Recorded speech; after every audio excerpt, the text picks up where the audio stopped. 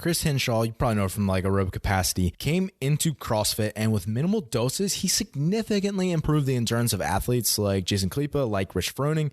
How did he do it? Not by adding some like new fancy training protocol or workout plan. He simply filled a hole in their physiology. He found a hole and he filled it. Jason and Rich were unacceptably bad at sustainable cyclical work, and Chris just helped them address that limiter. Nasal breathing does the same thing for a lot of athletes. It simply fills a hole in their physiology. If you are mouth breathing all the time, that's a dysfunctional motor pattern. The simplest way to fix it? Shut your mouth.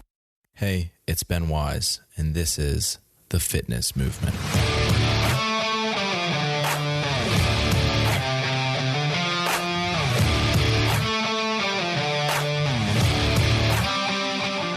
The Fitness Movement is brought to you by Zor Fitness. Zor Fitness is my company and my platform to deliver incredible training-related content to people just like you. I don't just podcast. I write in-depth fitness articles. I break down common movements in the sport of fitness. I program workout plans, and I offer one-on-one coaching for competitive and recreational athletes. And the best part is most of what I have on zorfitness.com is totally free. Check out these resources by going to zorfitness.com. That's ZOAR fitness.com. Hope to see you there. And welcome back to my rant on nasal breathing. Starting off today, reading an excerpt from my book, Breathwork for the Sport of Fitness. And this is going to be available at zorfitness.com/store, or I'll put it on the show notes. And the show notes will always be zorfitness.com/podcast/ in this case 004, the number of the podcast. And it's always going to be written as a 3-digit number. So in this case, again, it'll be zorfitness.com/podcast/004. You can find it there as well. So let's get into it. This is a quote from my book. Belly and nasal breathing help an athlete stay calm prior to competition, stay sustainable and relaxed during a low intensity effort, and help return an athlete to a state of homeostasis after a workout quickly, which accelerates recovery. Belly and nasal breathing are natural patterns. Think back to how a baby breathes. Walking around breathing up in your chest with your mouth hanging open isn't natural. The vast majority of the time, 98 to 99%, you should be nasal breathing. During sleep, your daily activities and chores, your desk job, etc. The 1 to 2% applies to when you are in a high-stress environment, such as maximal exercise. Think about nasal breathing like drinking pure filtered water. Mouth breathing, on the other hand, is like drinking water straight from a pond. When you draw air in through your nose, the hair-like villi work as a filter to catch particles. As air passes through the nasal passage, it is moisturized and warmed. As air continues its journey, mucus catches many of the other smaller particles. The nasal cavity is filled with nerve endings, and some of these activate the parasympathetic branch of your nervous system via the vagus nerve. As part of this reaction, capillaries in the peripheral tissue dilate, allowing more blood to reach limbs and increases the body's ability to lose heat through radiation and evaporation. This is aided by nitric oxide produced from the sinuses, which dilates the blood vessels in the alveoli of the lungs. This vasodilation allows an increased oxygen uptake significantly, increasing efficiency of oxygen uptake per breath. However, in terms of maximum ventilation rate, mouth breathing far exceeds nasal breathing. It's like trying to drink out of a fire hose. This is why you will never be able to match your mouth breathing top performance while nasal breathing. The goal isn't maximum capacity while nasal breathing. It's about closing the performance gap between the two. A good example of this, it's like lactate threshold and VO2 max. With respect that the two markers will never be the same, but many benefits come from the distance of that gap being narrowed. It's not just about physiology, it's also about learning. An athlete must be able to control their body as a system and know how it responds to different stressors. Most athletes aren't, quote, literate nasal breathers. They don't understand it as a tool. In my experience, both as an athlete and as a coach, most people start moving and immediately start mouth breathing. Even when the metabolic demands of a workout are low, the mouth starts hanging wide open. It's simple. Are you mouth breathing in your warm-up? Warm-ups are not maximal. Shut your mouth. Breathing this way is a dysfunctional motor pattern, no different than a butt wink in your squat, an early pull in your clean, or a heel strike in your run gait. Dysfunctional motor patterns need to be fixed or there will be consequences. The consequences might be subtle and take place years down the road, or they might take you out of commission for a season at a time. You can probably be an elite CrossFit athlete and heel strike when you run. There's evidence of that. You can also probably be a CrossFit Games competitor and always mouth breathe during exercise. It's the difference between acceptable and optimal. Good athletes spend the time it takes for the 1% improvement. Gold athletes spend the time it takes for the 0.1% improvement. End quote. So if you caught it in there, one of the things that was in that was dilating peripheral capillaries when you're nasal breathing. So that's the tiny blood vessels that deliver food, essentially fuel, substrate to your cells and actually remove waste. Those are opening up more as you're nasal breathing or belly breathing. And a lot of those have kind of crossover benefit here. But realize that the opposite is true. Like you'll shut down blood flow. The capillaries themselves will close if you aren't breathing effectively. If your respiratory muscles become fatigued, your body will actually restrict blood flow and shut down blood flow to your limbs.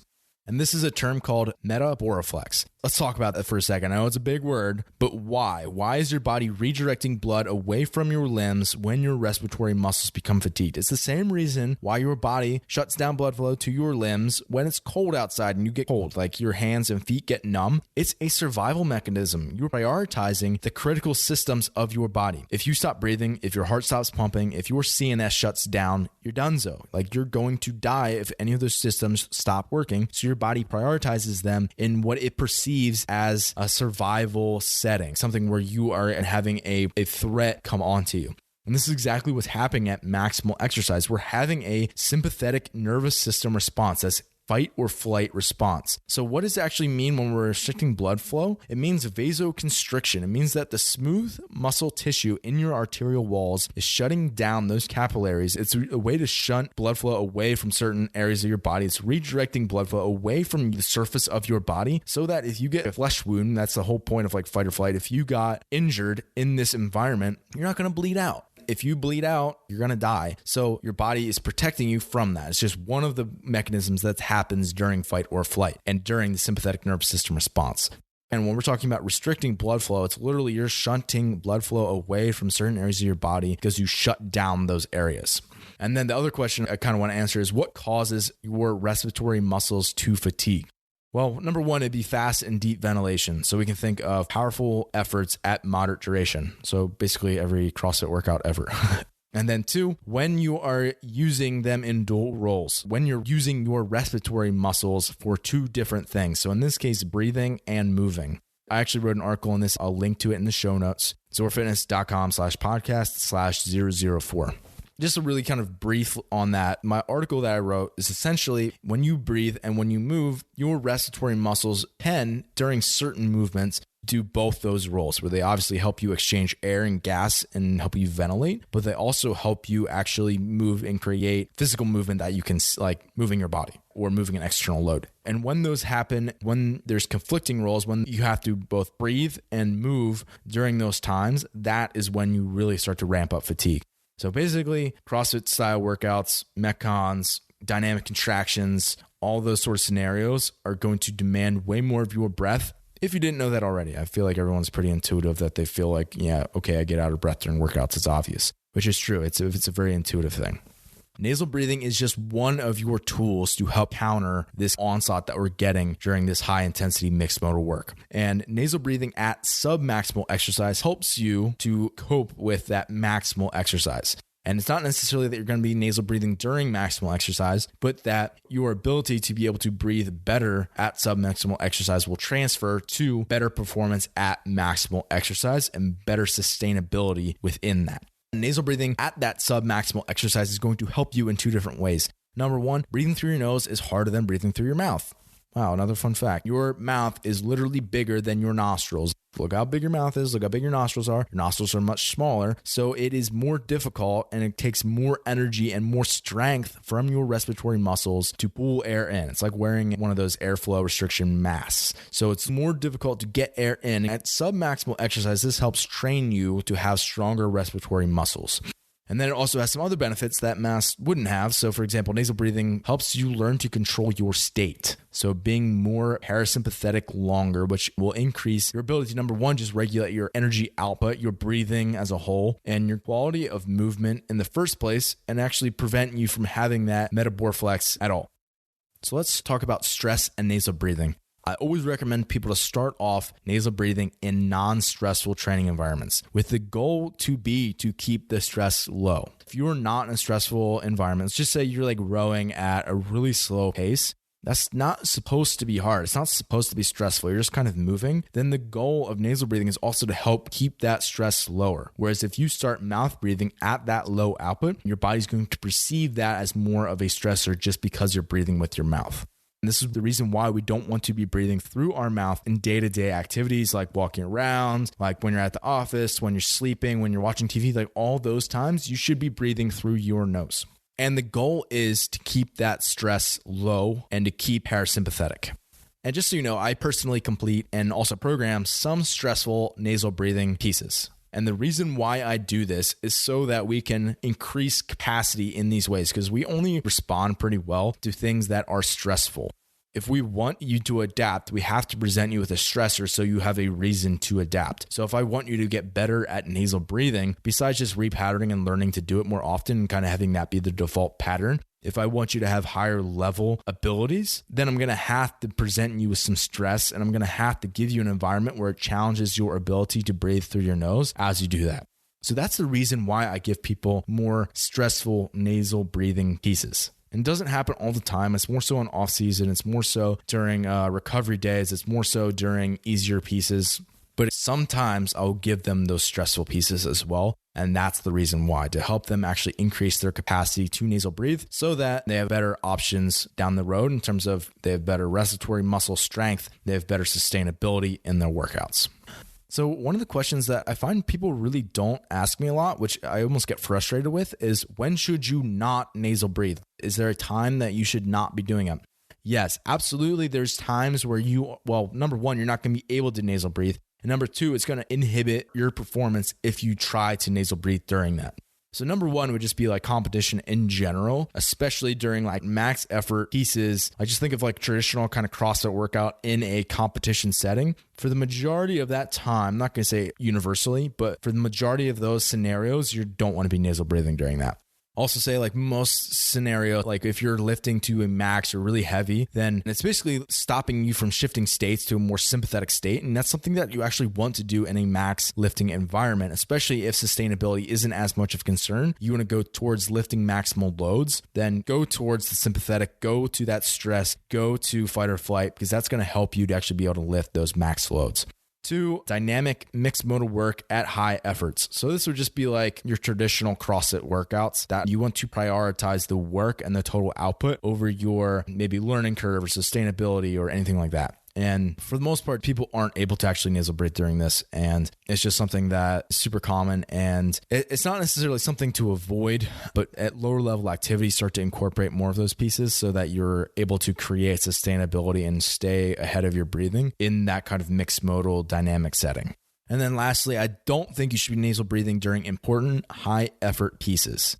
This is going to happen more in competition prep and obviously actual competition than it will in off season and when you're prioritizing other areas. But if you have a piece that you're like, this is my engine piece of the day and I just really want to focus on this and hammer this as hard as I can, well then you're capping yourself and you're limiting your ability to produce max output if you're not breathing through your mouth. So just so you know, there is a little bit of debate within the community. And anytime there's a debate, you probably shouldn't be, in general, I'm generalizing here, but you shouldn't be on the far end of either side. So for example, the high intensity, low intensity thing for like working out. Imagine if you were on the far end of either one of those where you're super high intensity all the time. Well, that's a terrible recipe for athletic development as a whole. You're going to be burnt out and just washed up, and probably your fitness is going to go down and you're just going to feel like garbage all the time. Or opposite end of the spectrum, LSD all the time. Yeah, not the drug people, long, slow distance. So like this is like the endurance community coming into it, especially in like the 80s and 90s. The LSD model was super popular. Another way to think of it would be like less low intensity, steady state, whereas most of your work that you're doing is really kind of a low grade. You're just trying to accumulate as much mileage or volume or however you want to think about it as possible. Another recipe to be just broken and not develop well as an athlete.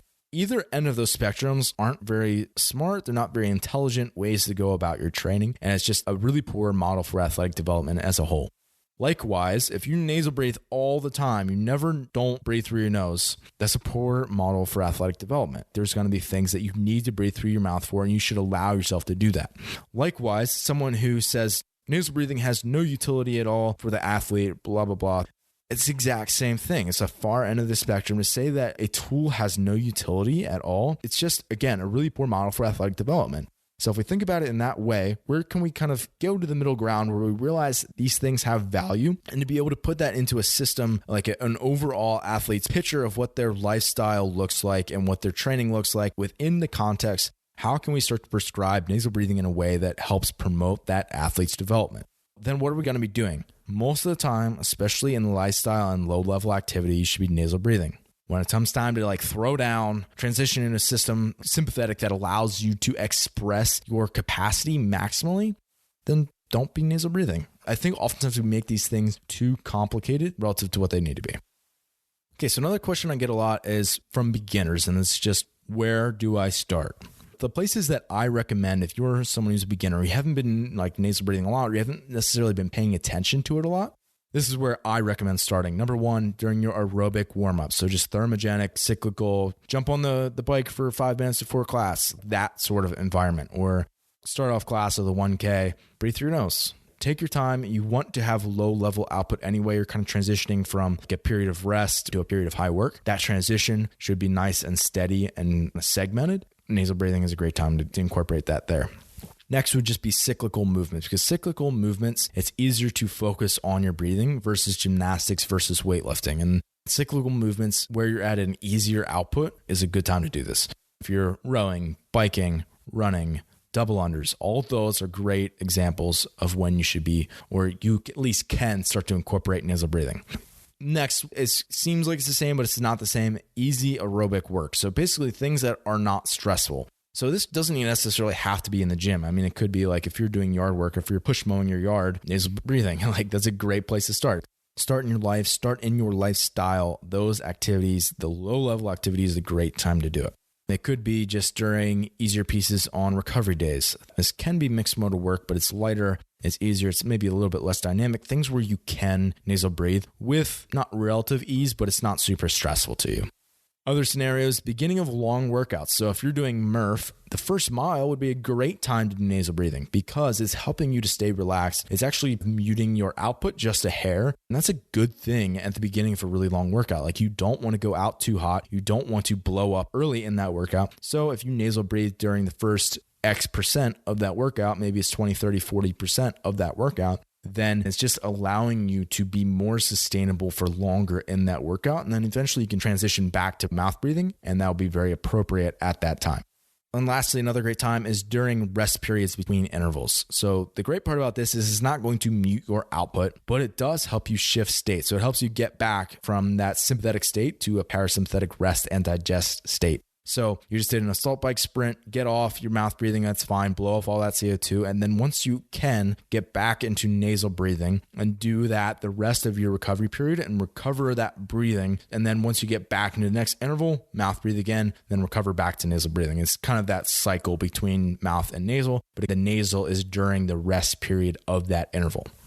And then the goal of all of these different places that you're going to be starting off doing nasal breathing is to also let these items transfer to your daily activities and your sleep. All the things that you're just doing throughout your day, 99% of it, and unless it's maximal, unless it's super stressful, it should be nasal breathing. So start to pay attention to what you're doing and the mechanics and actual physiology that you have outside of the gym.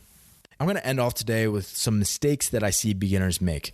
Number one, they're doing too intense of work too soon.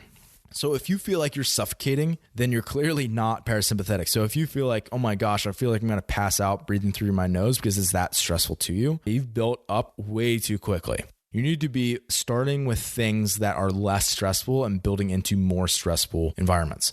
Just to say you're on the bike, start slower than you think, start at a low wattage and just slowly start to build into it over the course of several minutes rather than try to get into it right away and then try to survive that onslaught of CO2 that you get. Mistake number two that I see athletes make a lot is taping their mouths. And while I think this is kind of easy to post on social media and it looks cool and it's extreme like CrossFit is and everybody loves that part of it, like ripping your hands and everything else, people love posting about that and I get mad about it sometimes. But it's just kind of a personal thing that I don't like when athletes tape their mouths because the whole point of this is that you are able to control your own physiology. it's also not just about controlling your own physiology, but it's to make certain pieces less stressful. And if you're taping your mouth, that's just kind of a sign to your body that, yeah, I'm suffocating myself to a degree here. And that's not a response that I want from my athlete during a workout, especially if I want it to be less stressful. I don't want them to feel like they're suffocating. I want it to be something that is relaxing, that is sustainable for that athlete. So taping their mouths is kind of a no-no in my mind. So number 3 is nasal breathing just during the inhale. So they'll breathe in through their nose and then out through their mouth. And the reason why this is a mistake is because, think about it, if you're breathing in, only in, and especially if you're doing this with quite a bit of force, like forced air in through your nose and then breathing out through your mouth, you're just sucking all your nasal congestion in. And so it will create just a ton of congestion for that athlete. So when you breathe nasally, do it on both the inhale and the exhale. And it's perfectly normal to have some sort of nasal drip or boogers fly out or like all that kind of stuff when you're starting out, especially. Like it'll probably drop off with time as you do it more and more. But especially as you just start doing this, that's perfectly normal and will happen. But breathe both ways. So both inhale and exhale.